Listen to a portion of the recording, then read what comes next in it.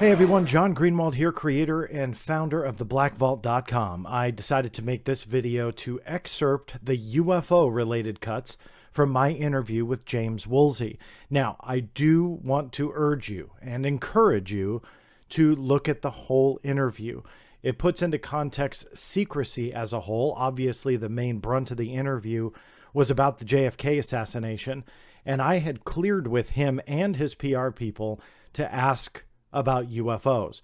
Now, my original plan, the way that I envisioned the show going anyway, was that I would do this interview and ask him about his book and about his research and about everything that he did inside of it. And then towards the end, the latter 5% of the interview would be a couple UFO related questions. That's what I thought. But to my surprise, it seemed like he really did want to talk about UFOs. He alluded to it a little bit into the interview that we'd be talking about it later. So obviously you guys probably figured out he knew those questions were coming, or at least one or two of them. But then he kind of segued to it himself, which I was pleased with, but also a little bit surprised. And so I had transitioned the interview to deal with those questions kind of in the middle of it. However, to my further surprise, he gave me much more detail than I thought. Even though I had cleared asking him about UFOs, I had absolutely no idea what he was going to tell me. I thought he may dismiss the whole thing. I thought that that was a big possibility, and hey, that's okay, but I wanted to ask him nonetheless. I also thought maybe he'd give an interesting soundbite or two. Little did I know he'd go into this type of deep detail and this level of detail. So stay tuned for a quick blast. This is the UFO segment from my interview with former CIA Director James Woolsey.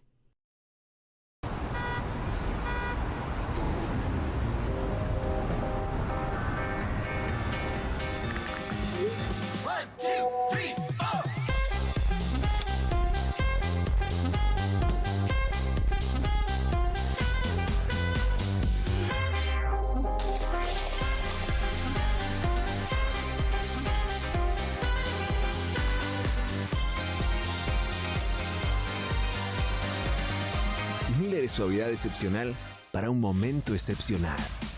It's Miller time.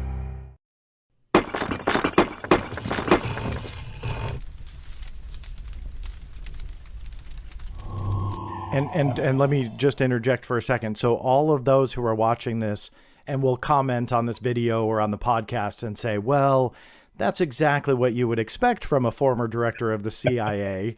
What would your response be? Because I know those comments are coming. We'll know more within a few weeks, perhaps, because there have been, over the years now, events of one kind or another, usually involving some kind of aircraft-like airframe, that has put a number of people into a situation where they'd say, like me,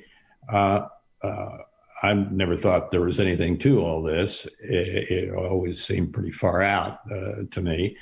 Don't know what the reality is, but, and fill in the but. There was one case in which a friend of mine was able to have his aircraft stop at 40,000 feet or so and not continue operating as a normal aircraft. What was going on? I don't know. Does anybody know? We'll have to look into it.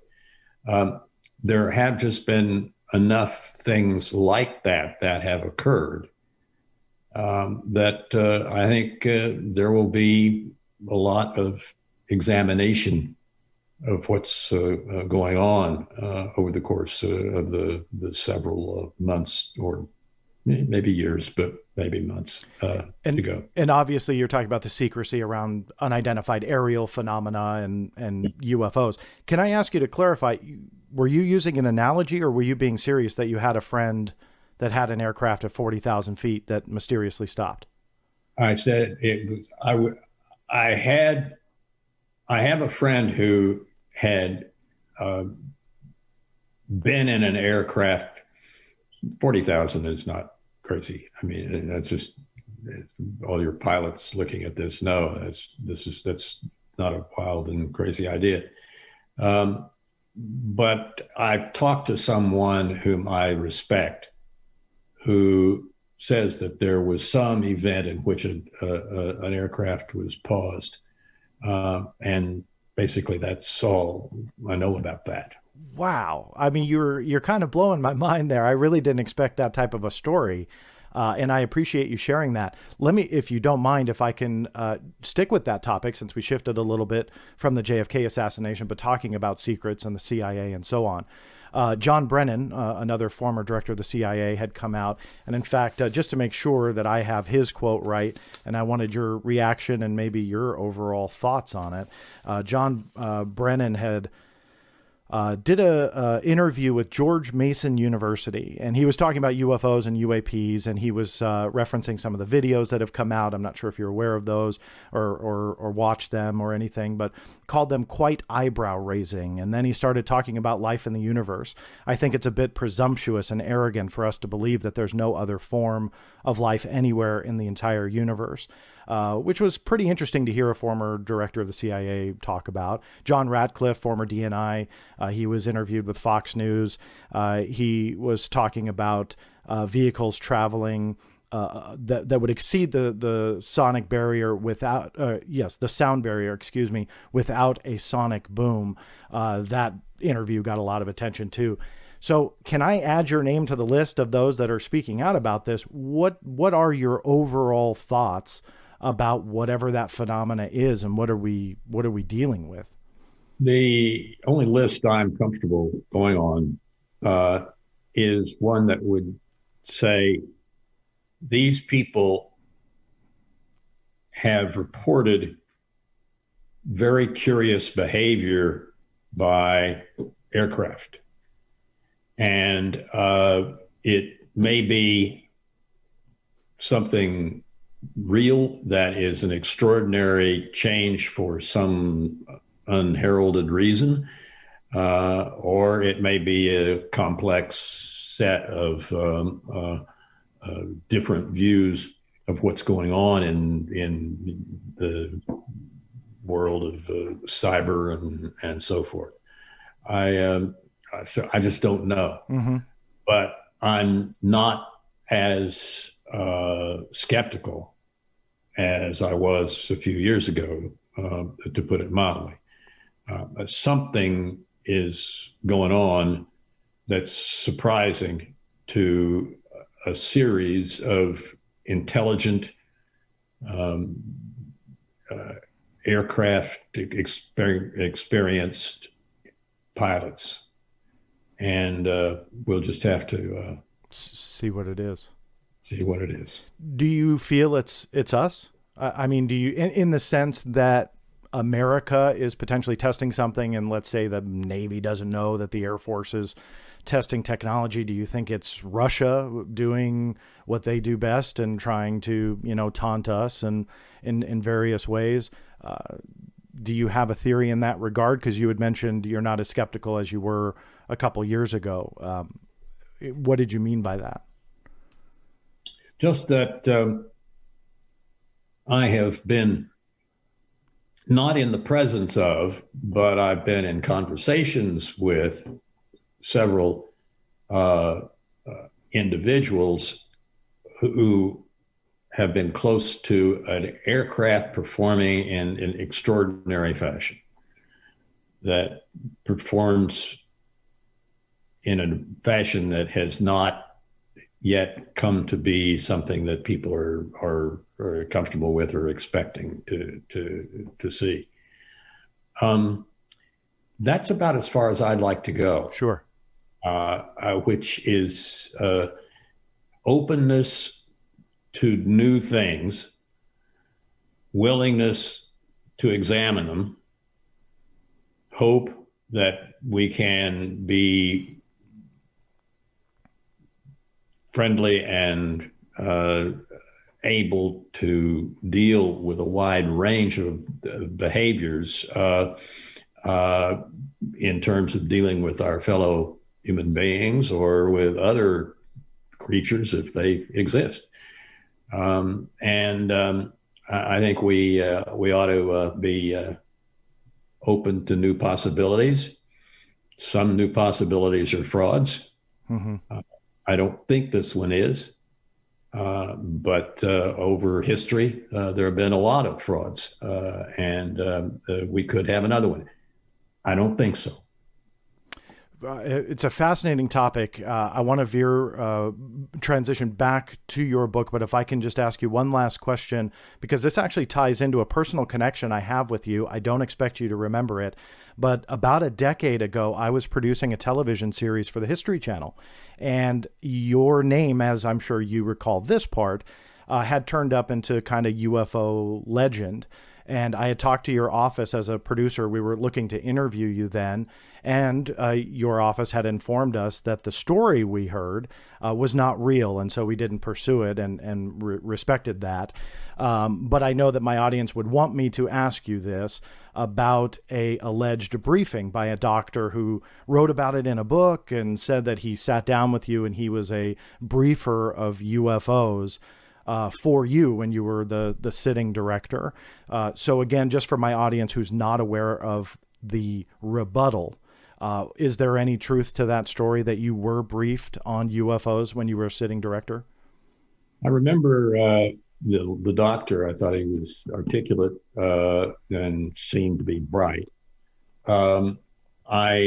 This was after I was in the CIA job, I believe. Not while. Forgive me. I had kind of recalled it while you were director. I apologize.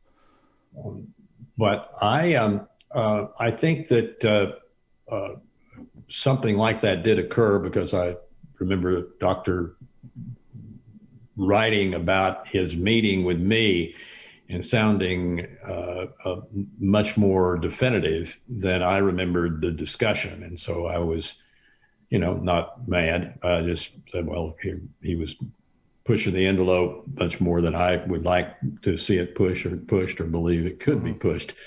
But I'd be willing to have the doctor show up these days and give you a call if you want it and see what people say.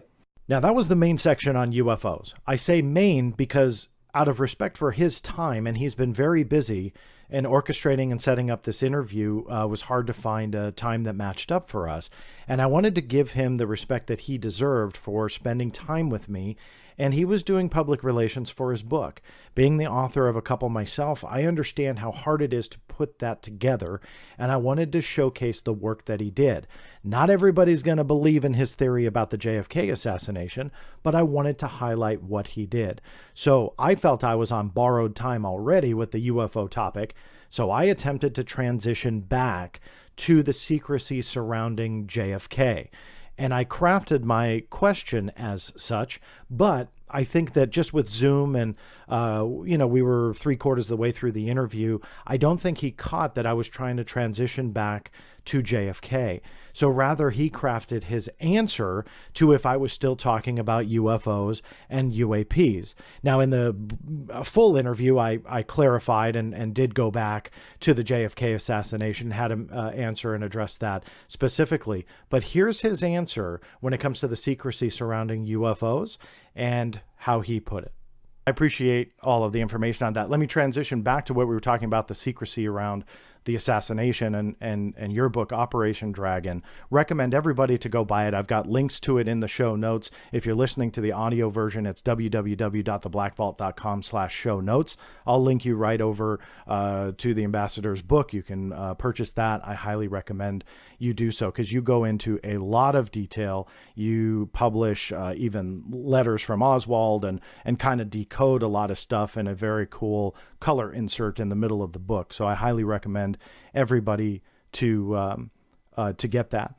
Going back to the secrecy, though, in your opinion, and again, more of the topics in your book, do you believe that there will be a time where either the CIA or the U.S. government as a whole will just say, okay, look, here it is. Here is everything we have on the assassination, truly 100%. You guys figure it out. Do you think that we are getting to that point? I'm not sure yet, but if we get close to it, we ought to get up to it with a sense of both friendliness and skepticism. And we shouldn't neglect either one. We should not get into a mode in which we say only idiots could come up with a crazy damned idea like this. But we also shouldn't get into the mode of saying, hey, this is cool. It's really exciting. Yeah, let's go. No, I mean, no on both of those counts. Let's let the scientists and engineers examine, assess, play it straight, and see if there's anything out there that we all would want to know about.